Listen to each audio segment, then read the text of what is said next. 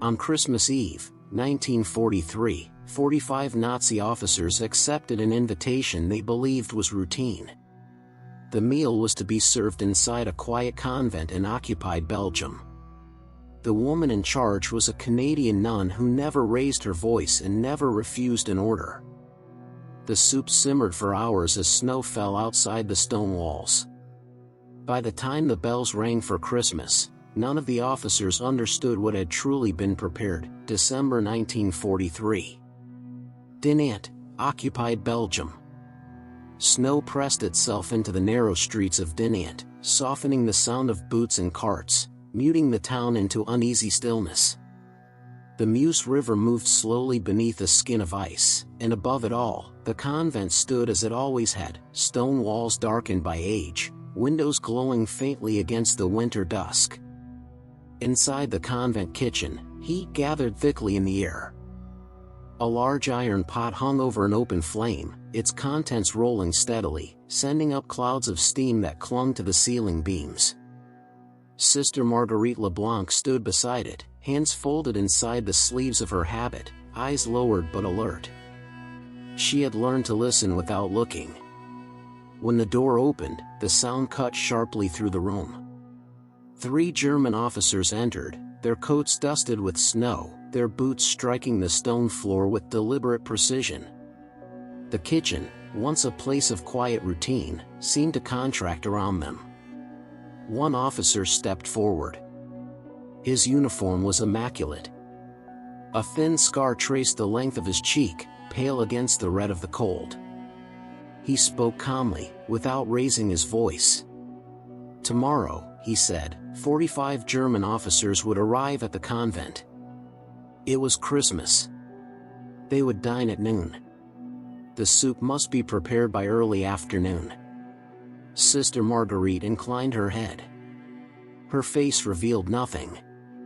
At 35, she had already lived several lives. Born in Quebec, she had crossed the Atlantic years earlier, drawn by faith and duty.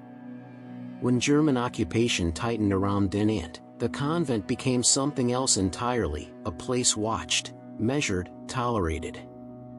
And when the Mother Superior fell ill, responsibility passed quietly to Marguerite.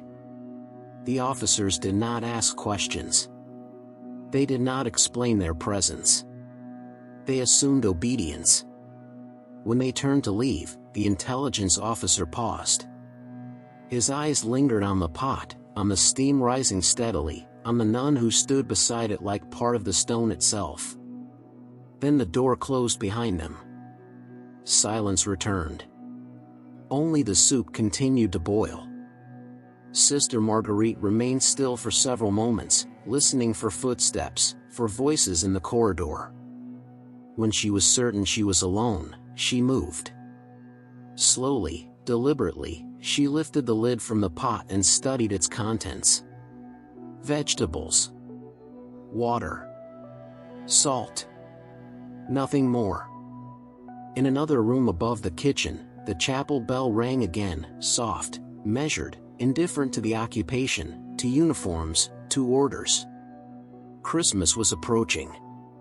The convent would host its guests. And Sister Marguerite LeBlanc began to plan. The night passed without incident, but sleep came in fragments. The convent was never truly quiet anymore. Even in darkness, occupation had a sound, distant engines, boots on frozen stone, a shouted command carried by the wind. Before dawn, Sister Marguerite returned to the kitchen. She worked alone. That was intentional. The younger nuns had been sent to prepare the chapel and guest rooms, their tasks deliberately scattered across the building. No one questioned her authority. In times like these, silence was obedience. She washed vegetables carefully, one by one, as if performing a ritual. Carrots, onions, dried roots gathered from storage. Her movements were slow, methodical, practiced. To anyone watching, it would have appeared ordinary, a nun preparing a simple meal under orders. But nothing in the kitchen was truly ordinary anymore. As the pot warmed again, Marguerite reached into a locked cupboard set low against the wall. The key hung on a cord beneath her habit. Inside lay several small glass vials, unmarked, wrapped in cloth. They had been hidden there for months, untouched, waiting. She removed one vial and held it to the light. The liquid inside was clear, almost colorless. It had arrived through careful channels, passed from hand to hand, never spoken of openly. A doctor sympathetic to the resistance. A pharmacist who asked no questions. A calculated risk taken long before any order had been given. Marguerite set the vial down beside the pot but did not open it yet. Above her, footsteps echoed faintly as German soldiers passed through the courtyard. The convent was under observation today. She knew that. A sentry had been posted at the gate since sunrise. The Christmas meal was not a kindness, it was a demonstration of control. By mid-morning, the soup had thickened. Steam filled the room, clinging to the stone walls and blurring the windows. Marguerite tasted it once, then again, adjusting nothing. She allowed it to remain bland, unremarkable. It had to be. Shortly before noon, the sound of engines grew louder. Trucks stopped outside the convent. Doors slammed. Voices rose, confident, relaxed, celebratory. Laughter followed. 45 officers had arrived. From the kitchen doorway, Marguerite watched them gather in the refectory. Their uniforms were pressed. Their hands were warm around cups of wine. Christmas, they joked, even in occupied territory. Only then did she return to the pot. She waited until the kitchen was empty. Until the guards outside shifted their weight in the cold. Until the bells began to ring for midday prayers. With steady hands, Sister Marguerite uncorked the vial and poured its contents into the soup. She stirred slowly, carefully, ensuring nothing changed, not the color, not the texture, not the smell. When she replaced the lid, the soup looked exactly as it had before. Moments later, the first bowls were carried into the refectory. And Sister Marguerite Leblanc stepped back into silence, her part complete. The refectory filled quickly. 45 officers took their seats at long wooden tables normally reserved for prayer and quiet meals. The air was thick with the smell of wool coats drying, wine being poured, laughter echoing too loudly against stone walls built for restraint. For a moment, the war seemed distant, reduced to a backdrop behind celebration. The soup was served first. Bowls moved from hand to hand, steam rising in soft white coils. Several officers lifted spoons immediately, eager for warmth. Others waited, continuing their conversations, about transfers, about the Eastern Front, about how strange it felt to spend Christmas in a convent instead of Berlin. No one noticed anything unusual. The soup tasted exactly as it should have. Thin. Mild, forgettable. One officer joked that the nuns were saving their best cooking for God. Another laughed and asked for more bread. Sister Marguerite did not remain in the room. She stood in the corridor outside, hands folded, listening through the heavy door. She counted time not by minutes, but by sounds, the scrape of spoons, the clink of bowls, the rise and fall of voices.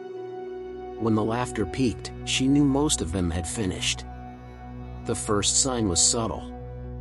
An officer near the far table paused mid-sentence, his hand tightening around his spoon. He frowned, as if searching for a word he had misplaced. Another shifted in his seat, suddenly uncomfortable, loosening his collar.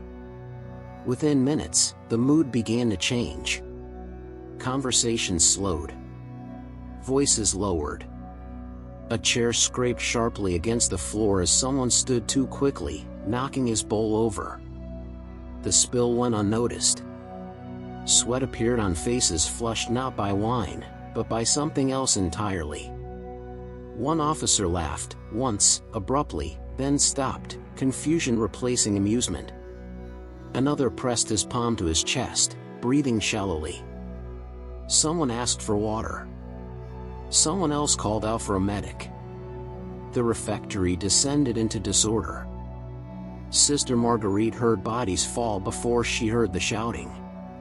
Boots pounded against the stone floor as guards rushed in. Orders were shouted, sharp and panicked now, stripped of their earlier confidence. A chair overturned. A bowl shattered. Inside the room, officers collapsed where they stood, some slumped forward over the tables, others sliding to the floor, eyes wide, mouths opening and closing as if searching for air that no longer answered. The intelligence officer with the scar was among the last to fall. He reached the doorway, gripping the frame, his gaze locking briefly with Sister Marguerite's across the corridor. For a moment, recognition flickered, not of what had been done, but of who had done it. Then his legs gave way. The bells began to ring again. Midday prayers echoed through the convent as German soldiers shouted for help that did not come in time. Medical kits were opened too late. Radios crackled uselessly. By the time silence returned, 45 officers lay motionless on the refectory floor. Sister Marguerite remained where she was, unmoving, her face calm. Christmas had arrived in Dinant. The convent was sealed before nightfall. German soldiers cordoned off the grounds, their urgency betraying the shock they tried to hide. Trucks arrived. Officers arrived. Questions followed, sharp, accusatory, relentless. The refectory was emptied, the bodies removed under cover of darkness, the stone floor scrubbed until no trace of the Christmas meal remained. No explanation satisfied them. Food was tested. Utensils were examined. The well was sealed. Medical reports spoke of poisoning, but offered no certainty. The substance was unfamiliar, difficult to trace, its effects swift and absolute.